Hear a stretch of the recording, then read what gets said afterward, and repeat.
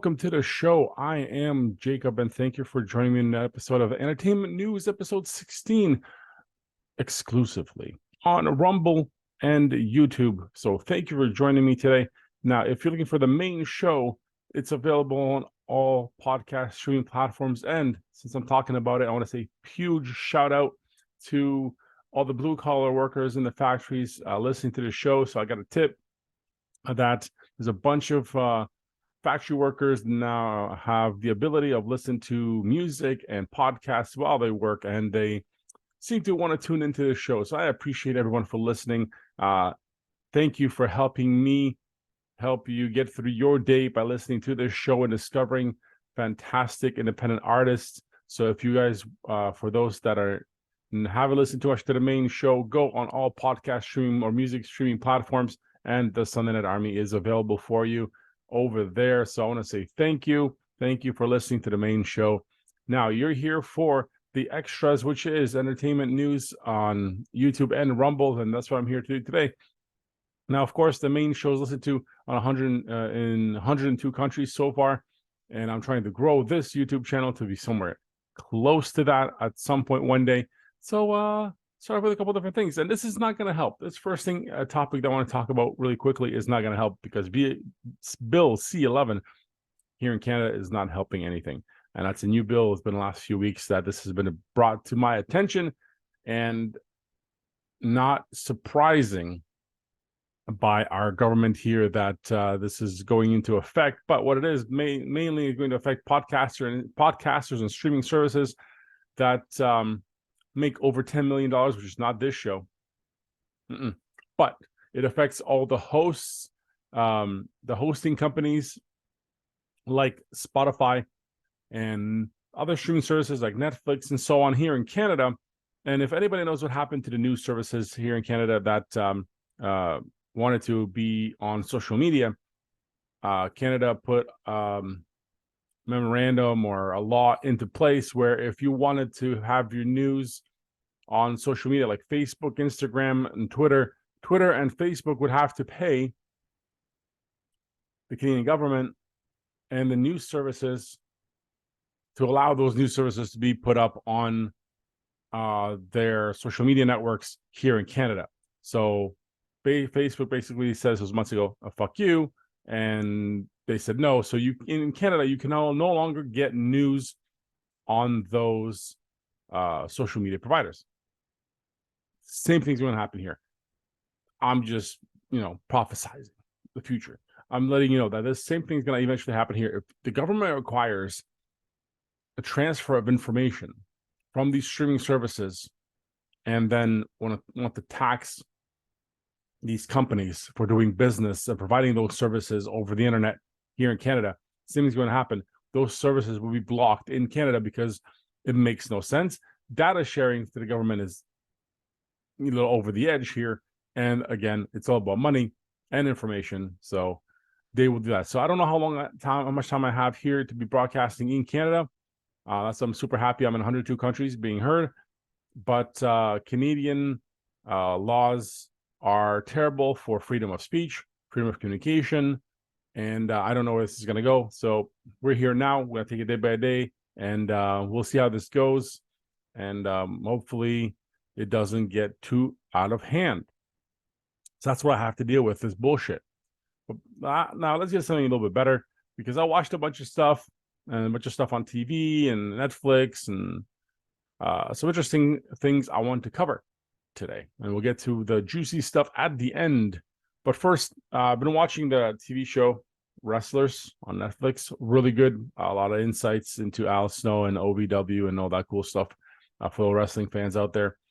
Pretty interesting, looking into the backgrounds of an independent wrestling scene and what it used to be, what it is now. It really gets you involved, and for any wrestling fan, it's a nice little tidbit of what's still happening out there outside of the major companies. But what really got me on Netflix was the Wham documentary, for a lot of different reasons. Like I was familiar with Wham. I am, 40-some years old. I remember all the Wham music with George Michael stuff. Now, it was nice learning the background. It was really nice to see how it all started And for those that ever listen to my show, this is one of the questions I ask, how it all starts usually. And how it all started, how the music production went, how the writing went, and the beginnings of George Michael's career, basically, and how it all came together. And you get a picture to see how Wham was an actual duo, how they collaborated to create music. It was really cool to see. Now, the main points that I got out of this is how good of a writer George Michael was. In the end, Careless Whisper is going to be one of the greatest tracks written in the modern era. If you realize how it was written, if you really look at the lyrics, how it's put together, and how George Michael actually did everything for that track. And I'm not saying George Michael is all end all be all, but the creativity behind it, how it came to be, really interesting. And you have to understand, for the mid 80s, this was incredible. And we had, of course, great writing, 50s, 60s, 70s, of course. But this was another level. And it's going to be one of the greatest tracks of all time, regardless of how you feel about that type of genre of music. Now, also, what I didn't realize watching this documentary is how early in the 80s they became popular, like early 80s. Like, I got into music probably 86, 87, 88. I was little, but that's when I started getting into listening to different things and understanding music is different genres. I was like, 7, 8, 9 years old. Finally figuring some stuff out by the 1990, what genres really are and different types of music. So that stuff was still playing on the radio in the late 80s, but it was created in the early 80s. So like that decade really transitioned some music to be popular later on the radio. So, which was, again, I thought it came out later on, but it actually was super early. So I did not know that. So that was really something cool to see and understand. It was a good documentary. I got to give it up to Netflix. It was a really good documentary, the Wham documentary. Now, I'd like to see a George Michael one. I think that would also be interesting because everything happened after. It was one, his music grew. Obviously, he became even more popular. But the whole story would be super interesting. So I'm hoping that comes out one day, and we get the same type of style documentary on just him. Also started watching because season 2 of Invasion came out, and during the middle of that too, I started finished watching season 1 of Invasion, and I liked it. It was pretty good. For those, I do like stories like this that give you the beginning of something, the build-up of how things started. Would it be like a zombie apocalypse or alien invasion? I like to see how it started, and season 1 was pretty good. It was pretty good. I liked it. It drew me in to a point where I'm gonna see season 2. I'm gonna start watching because I know season 2 started, and so I'm like, oh, let's watch season 1. It was pretty good. So I started season 2, and I barely got through the second episode. Now, the contrast of season 1 was where, okay, nice build up, you're figuring out different angles of what this is happening, and then it kind of goes season 2, and now you have the typical template of people forget how to write, where you get the same shit The Walking Dead had. Oh, factions, pitting people, a faction versus another faction, the same issues, the same problems, and it's tiring. You have a huge invasion angle of aliens, but then you're warring between factions of people. Oh, we're the resistance. I'm like, well, there's so many of these shows that lose track and do the same formula, which just gets tiring. So I couldn't get through another episode of season 2. It was just boring. The same shit, very predictable. But so season 1 gets props for being pretty good. Season 2 lost me. So I don't think I will be getting back to that. If I'm wrong, let me know. I also watched Mission Impossible: Dead Reckoning Part 1, and I don't know why. Last few years I got into the Mission Impossible movies, Maybe lack of action movies in the theaters or something, but that could have coming out. But it was pretty good. I like it. It was intriguing. Like, you know what you're gonna get. It's a formula movie, but they find angles to get at you, to link previous movies and give you something new. So, and of course, you know, you get the running. He's always running. I mean, Tom Cruise is just running. Like every movie, he runs for like a half hour. So that's always fun to watch. It's entertaining because you know what's going to happen. But the action's good, stunts are good, and the story's interesting. They come up with crazy shit. I think James Bond movies kind of missed out on some of the gadgets and things like that these guys are putting in their movies. So that's pretty interesting. So we'll see with the next James Bond movie, actually, what happens with that, who gets that role. But that was a good movie. Mission Impossible. I can't wait for part 2, which will hopefully be intriguing. We'll see what happens. Well, part 1 was good. Started watching Daryl Dixon, Walking Dead. A little reference to what you talked about. Not bad. I like that they're taking it somewhere else. A lot of storylines, a lot of different things to get involved with. Of course, it starts off hectic, and it's nice. It's nice to see that it's back to a little bit more zombies, but I just started it. We'll see how it goes. I'll give everybody a review after. Now, we're getting close to Halloween, so I might do one of these again around that time, but I started I like to rewatch older shows, TV shows, and kind of go through what I've been watching. Now, I do watch older shows, like I'm watching House. I'm season 5 now, so I just got, it's been so long. I just figured out, I'd rewatch it, and it's still a really good show. Love it. Great writing, especially at the beginning. Like most seasons, you get best stuff at the beginning. But I did a Halloween rewatch party already, and a couple movies that I watched that some of my favorites was Train to Busan. Actually, really good. A lot of fun rewatching that. And The Night of the Living Dead from the 1990. It's the remake.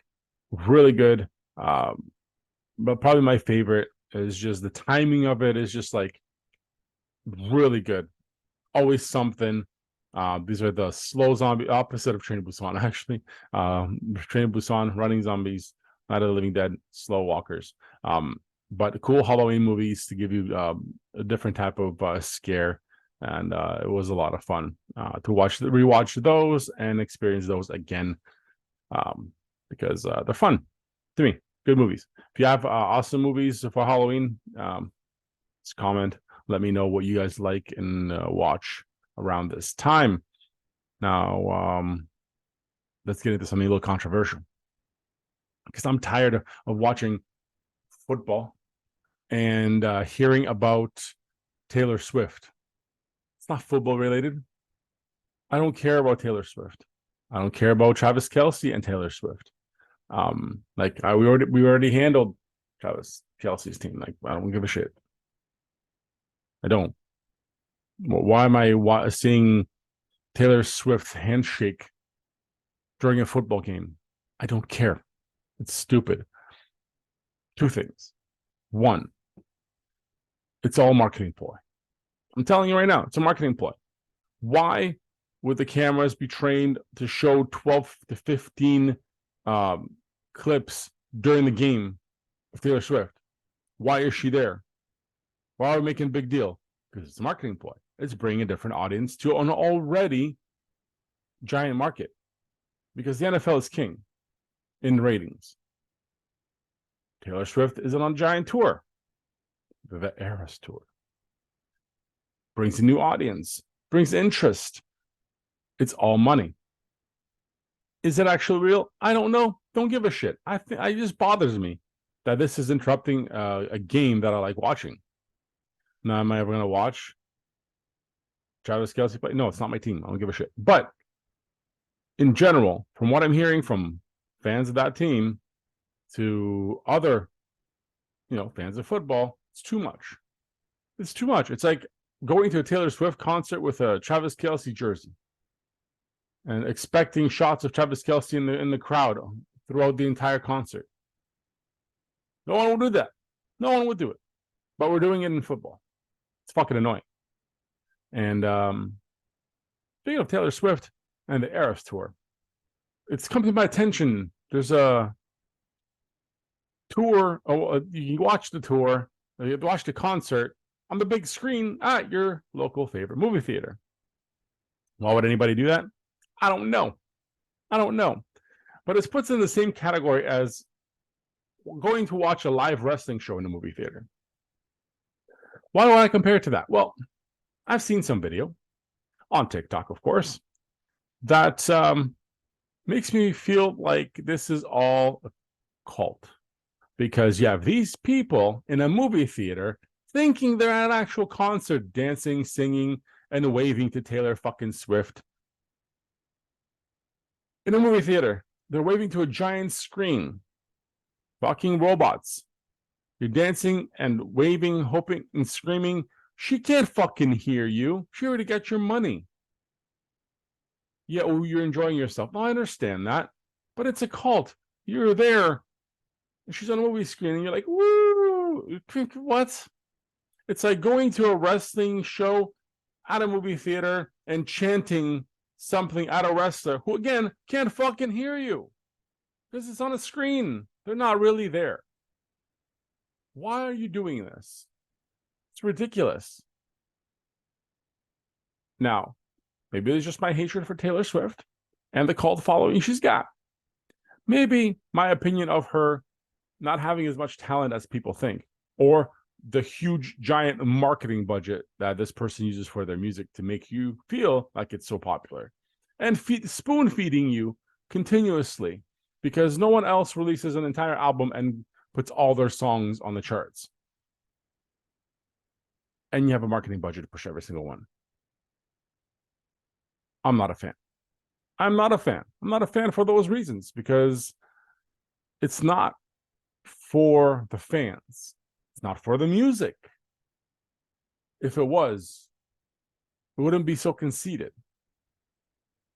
Yes, it's popular, but it's popular for the wrong reasons. Now, I'm being very negative about it, but those are my reasons where I don't see and I don't connect with it.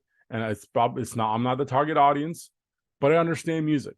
I understand what it takes to be an artist, and I understand every angle of this whole thing. And I'm telling you, it's all a giant marketing ploy with Travis Kelce, and it's all about your money. It's not about the music. It's not about you. Because look what it's doing. There's something there, but you're being fooled. Fooled. Yeah. I'm losing my voice today, getting through some interviews, but that's my opinion on it. Let me know what you think. If you think it's all a giant gimmick, let me know. If you think I'm wrong and crazy because she's just so good and popular, cool. But I don't think she's that good. That's just my opinion. This is why I do this. It's Entertainment News episode 16. Covers some things. I will be back with more stuff at some point with things I'm watching, things I watched. I can't wait to get to some of the trailers and new movies coming out that I mentioned in the last episode. I'm excited. But until they come out, I will have to wait with those reviews. And still waiting to play Starfield. That's just me. All right. Thank you for watching. Check out the show on all streaming platforms that you have podcasts and music on. I am there, the Sunday Night Army podcast everywhere. Thank you, and I'll talk to you soon.